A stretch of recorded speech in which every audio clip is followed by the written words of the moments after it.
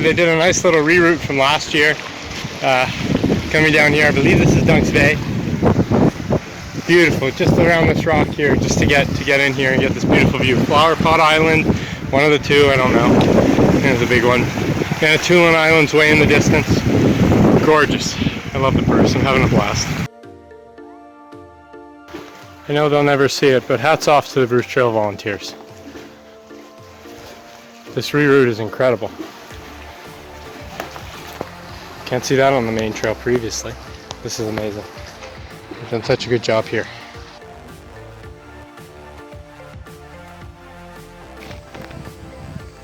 If you say so.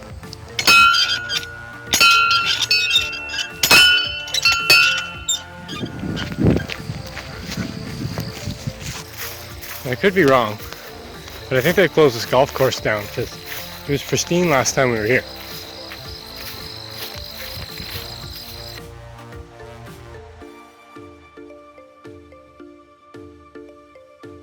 Leaving private land, going back onto Provincial Park. Just met a man who just briefly walked him by. He asked me if I was doing the whole thing. He says, I've done it. He says it's a good rip. That's how he describes it, a good rip. Now we're getting to the good stuff in my opinion. Big cliffs, boulder beaches, trail loops around this cove.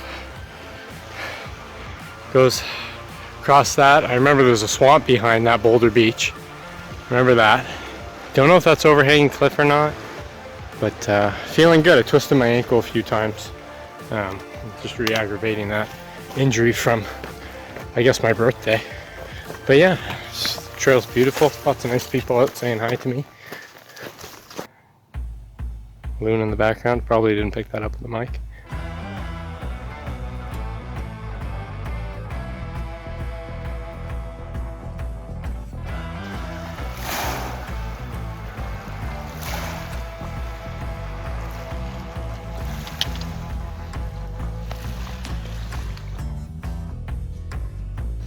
At the boulder beach before the grotto. I think the water level was lower last year in May.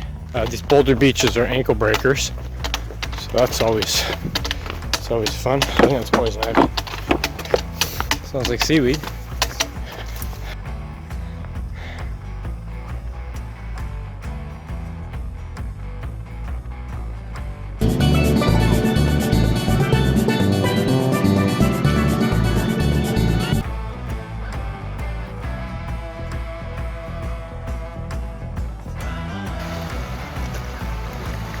Another beautiful evening in Grey County, northern Bruce Peninsula. 8 o'clock, 20 minutes of daylight. I'm almost at Stormhaven.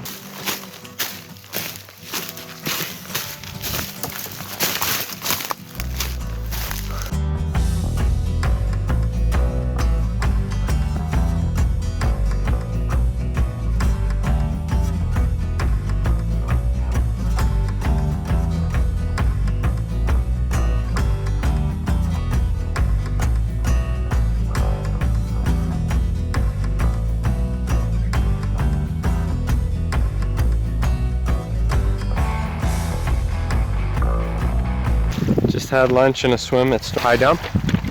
Do most of the inland section of this area today. Trying to get Lindsay Road. I'm walking on Dyers Bay Road. Water's cold, too cold for people who don't have aching muscles, but I have aching muscles, so it's nice and refreshing. So I have about 20 more kilometers to do. So I think 29 kilometers on a day with the High Dump to Cypress Lake terrain is pretty reasonable. And ascending up to the well-known difficult part of the High Dump side trail, which is the roped section. I had soup, I had cereal, an egg, and a swim. Boosted morale. So I just got up. That's better. I just got up the High Dump side trail, and with about 110 meters left on the side trail, after my beautiful, refreshing swim, clean my feet up. I've had little foot pain. I really like these shoes. Yeah, I'm doing pretty well. And then all of a sudden, a wasp, very large, definitely the biggest thing I've ever been bit by, decides he doesn't like my ankle. So he bit right through my sock, and it's definitely the most painful bite I've ever got.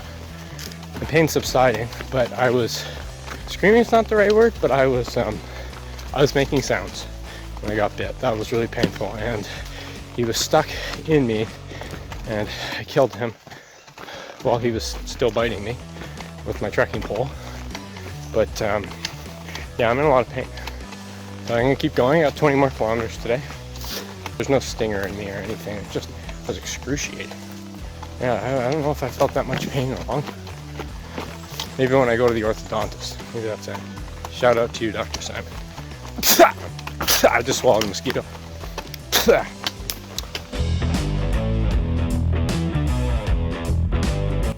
Doesn't have a rattle. Yeah, I'm road walking for the next hour and a half now. Yep. That marks the end of the Bruce Peninsula National Park, and on to wherever I'm going next. But I went through Fathom 5 Marine Park and Bruce Peninsula National Park in less than 24 hours.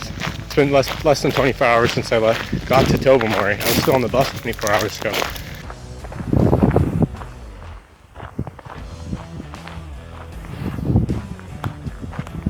It's a long road.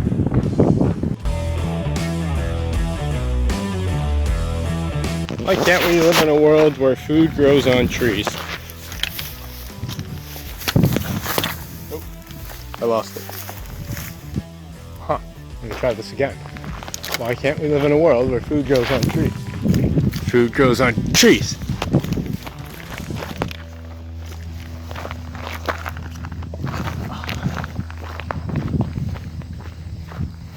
Why am I carrying 2 apples? Finally off the road. I'm on some land that's owned by the conservatory. Getting in was interesting. I was walking on number 40 Lindsay Road, and there was these 2 ladies talking. I stopped, I said hi. She told me that the turn in for the trail was just ahead. So I started walking, and eventually she was walking back to Mountain Trout. Apparently she owns a property 2 kilometers away from Mountain Trout, but she's renting a Mountain Trout, which is kind of interesting. She was walking with me, and we were talking, and we got to this point where she said the trail went into the forest, and the marks were covered up. She said she was there 2 weeks ago, and she didn't understand where the marks went. And anyway, it turns out that it was on the entry. It was marked, but it wasn't marked very well, so I wouldn't have found it. I would have walked right by it. So without her help, some random stranger that I stopped to say hi to, and they're doing their own thing. They were talking, and I interrupted and said hi. It looked like they were locals, so it's good to talk to locals, right?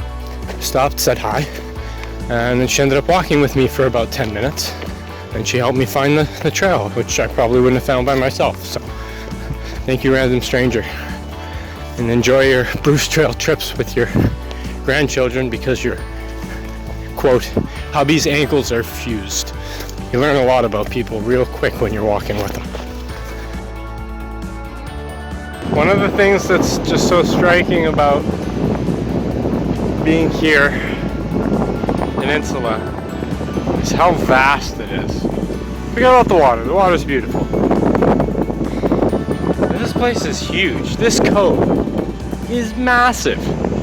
I think that's Cabot Head Nature Reserve or something like that. Anyway, I didn't hike through there. The main trail doesn't go through there for some reason. I'm sure they're negotiating the rights to use that there. And we're in cottage country, so it's a bunch of beach bums over there. And yeah, it is gorgeous here. Look at this. This is Ontario. Yeah.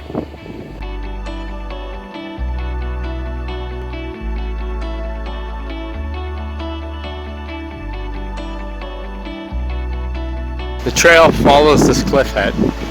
This is an overhanging point here. It's like those guys over there. There's nothing underneath it, and I'm standing on top of it. I got dust in my eye. It's blasting me. I just took a break by the arch over there, Gardner arch or whatever. And the rock was cool. It was like an air conditioning. It was getting too cold. Apparently that's Cape Chin over there. And yes, that is Cabot Head, like I said. So Lion's Head is just on the other side of that, totally eclipsed by Cape Chin. Devil's Monument's somewhere-ish over there, and I'm going to get water there. It's the only other place I know that has water before.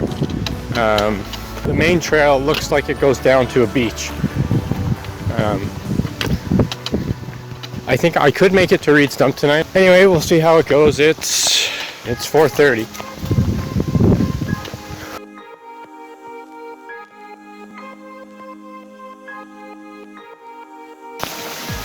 Here I am again. The spring near Devil's Monument. Why am I always in such pain when I'm here? It's quite sad, actually. I seem to associate this place with pain. I don't know how much more I can do. It's been a long day. My legs really hurt. Pretty stiff. My feet are okay, but my legs are stiff. And it's starting to cool down. I covered a lot of ground today, and I did the hardest I did the hardest 9 kilometers on the whole trail. Plus another, 25 on top of that, so.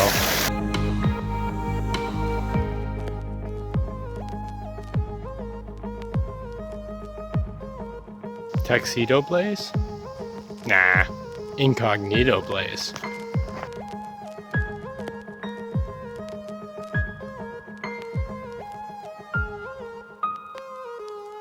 Last time I was here, it was pouring rain. And there were nice flowers there.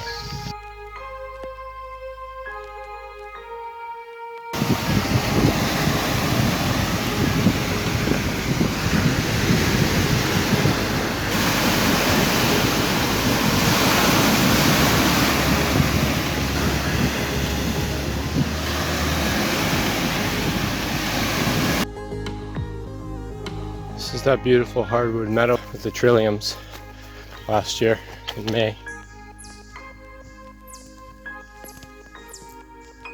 Now it's kind of just green ground cover. I'm exhausted. There's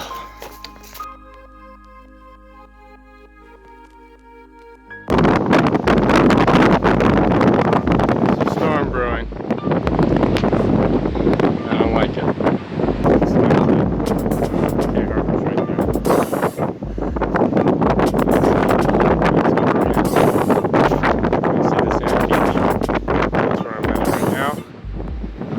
See how I feel when I get there. This farmer needs to mow this field. I'm making my way to Whippoorwill Road. Where the hell do I go now? I think I remember crossing a bridge and filling up water somewhere around here. Making my way to Lion's Head. I think I've decided that I'm bailing at Lion's Head. And I took a break over here and I made some really poorly textured pancakes somewhere in this little grove here. It was raining. We had a lot of rain that trip, actually. I've been lucky so far. Kind of looks like a spine.